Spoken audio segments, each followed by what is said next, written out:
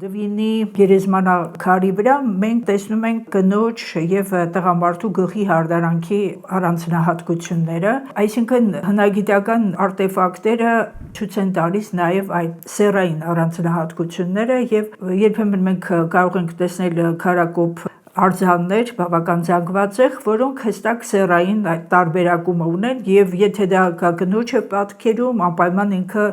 զարդեր ունի, իսկ եթե տղամարդու զենք և նաև գոտկազարդ։ Հետաքրքիր է, որ